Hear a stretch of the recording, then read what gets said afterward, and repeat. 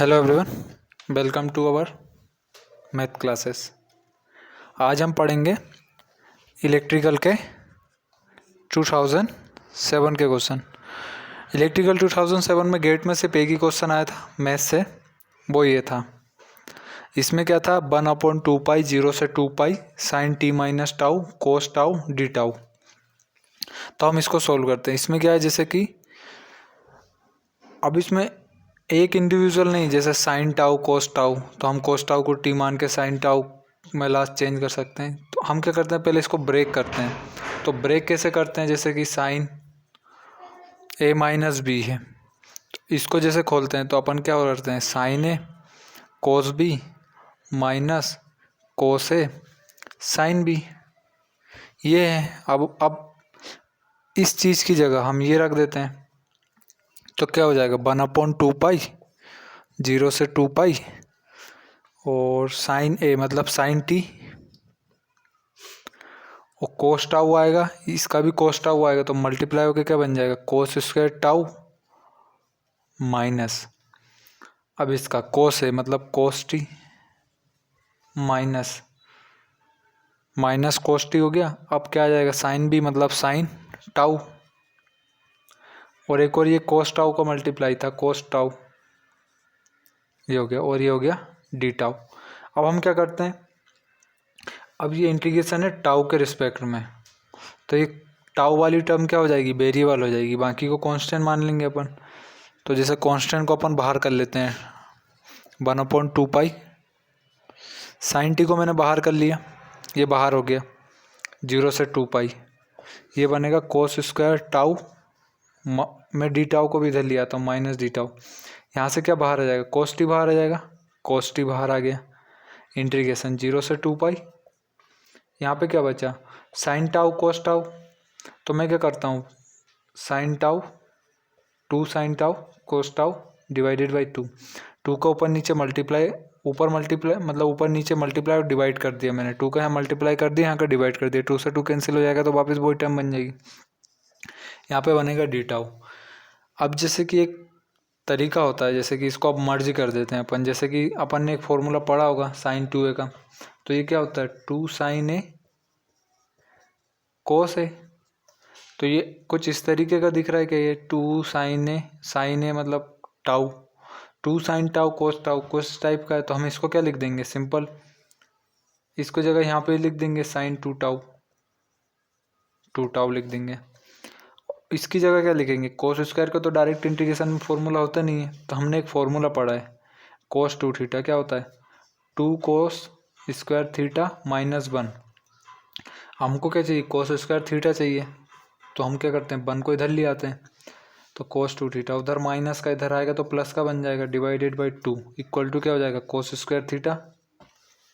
अब ये वैल्यू हम क्या करेंगे, यहाँ पे पुट कर देंगे, तो यहाँ पे पुट किया तो ये बन जाएगा 1/2 पाई, तो बाहर है ही साइन टी, मैं 2 को भी बाहर ले लेता हूँ, 2 0 से 2 पाई कोस 2 टाउ प्लस 1 डी टाउ, ये बनेगा माइनस, यहाँ पे क्या बनेगा, कोस टी डिवाइडेड बाई 2 0 से 2 pi sign 2 tau d tau, ये बनेगा यहाँ पे। अब एक तरीका होता है, जैसे कि ये क्या चीज़ है, साइन 2 पाई साइन थीटा क्या होता है, ओड फंक्शन होता है, और ओड फंक्शन का उसके टाइम पीरियड या टाइम पीरियड के मल्टीपल में उसका आंसर क्या होता है, हमेशा 0 होता है। तो हम क्या करते हैं, हमको नहीं पता होता है कि नहीं 0, तो हम क्या करते हैं, इसको स्टार मान लेते हैं, फिर अलग से सोल्व करके देखते हैं होता है कि नहीं। तो पहले इसको सोल्व करते हैं, जैसे कि इसको सोल्व करा तो 1/2 पाई साइन टी बाई 2, अब कोस 2 टाउ का इंटीग्रेशन क्या होता है, sine 2 tau divided by 2 plus 1 का हो जाएगा टाउ 0 से 2 पाई माइनस, में इसको स्टार मान लेता हूँ पूरी टर्म को, ऐसे कैसे उसको अलग से सोल्व करेंगे। तो इंटीग्रेशन में एक तरीका होता है सोल्व करने का, जैसे कि e⁻x का इंटीग्रेशन हमेशा e⁻x होता है, लेकिन अगर e⁻ax है तो इसका इंटीग्रेशन होता है e⁻ax डिवाइडेड बाई a। ये होता है इसलिए क्योंकि जब ऊपर जो पावर है उसका नीचे क्या होता है, डिफ्रेंसिएशन होता है। जैसे मैं इसका डिफ्रेंसिएशन करता हूँ dy/dx का, ए क्या है, कांस्टेंट है, ये तो कांस्टेंट की वजह से बाहर आ जाएगा, dx/dx क्या बन जाएगा, 1 बन जाएगा। तो क्या बचेगा, नीचे पूरा यही बचेगा क्योंकि नीचे डिफ्रेंसिएशन करते हैं, तो e⁻x डिवाइडेड बाई a, तो यही बचेगा। तो यहाँ पे क्या, इसलिए क्या हो जाएगा, cos 2 टाउ का हो जाएगा sin 2 टाउ, और जो कोफिशिएंट है वो नीचे आ जाएगा, इसलिए यहाँ पे ऐसा नीचे आया 2 टाउ मतलब 2। अब हम वैल्यू पुट करते हैं। अब यहाँ पे जब मैं वैल्यू पुट करूँगा इसमें, तो ये बनेगा sin 2 मल्टीप्लाई 2 पाई, मतलब sin 4 pi divided by 2 plus tau की जगह हो जाएगा 2 पाई माइनस साइन 0 क्या होता है 0 माइनस टाउ 0 क्या हो जाएगा 0, वो माइनस में स्टार तो है ही अपना।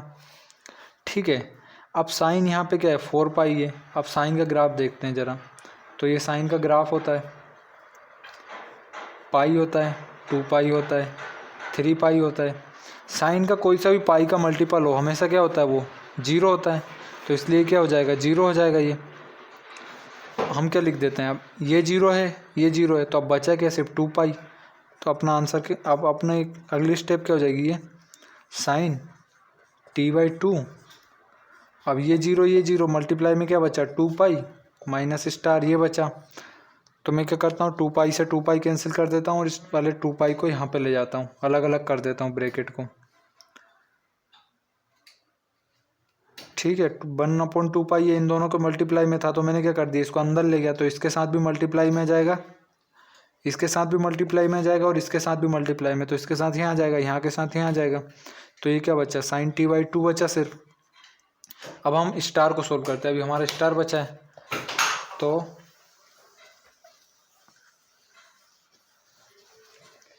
अब हमारा ये बचा था sin t/2 माइनस 1/2 पाई और स्टार क्या था cos t 0 से 2 पाई और sin 2 टाउ डी टाउ। ठीक है, अब मैं इसका इंटीग्रेशन करता हूँ। साइन का इंटीग्रेशन क्या होता है, माइनस कोस में आता है, तो यहाँ पे क्या है sin 2 टाउ, अगेन यहाँ पे 2 है कोफिशिएंट में, तो डिवाइड में भी क्या आएगा 2 आएगा, तो ये हो जाएगा minus cos 2 tau divided by 2 0 से 2 पाई। ठीक है, अब मैं जब यहाँ पे वैल्यू रखूँगा तो ये बनेगा minus cos 4 pi divided by 2, अब माइनस करके 0, तो माइनस माइनस क्या हो जाएगा प्लस कोस 0 डिवाइडेड बाई क्या हो जाएगा 2, तो कोस 0 क्या होता है 1,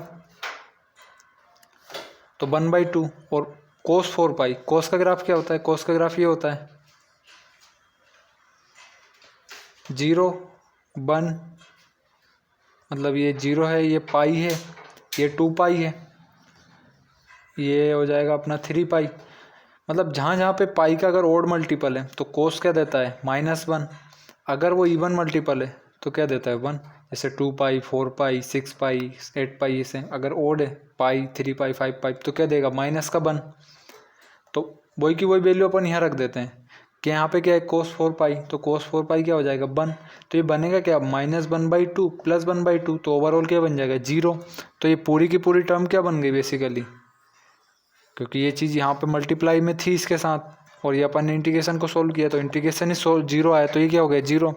तो अब बचा क्या है हमारे पास, सिर्फ यही बचा sin t/2 -0, तो यही हमारा क्या हो जाएगा आंसर। ठीक है, अब करेंगे हम इलेक्ट्रिकल के 2008 के क्वेश्चन नेक्स्ट लेक्चर में। Thank you.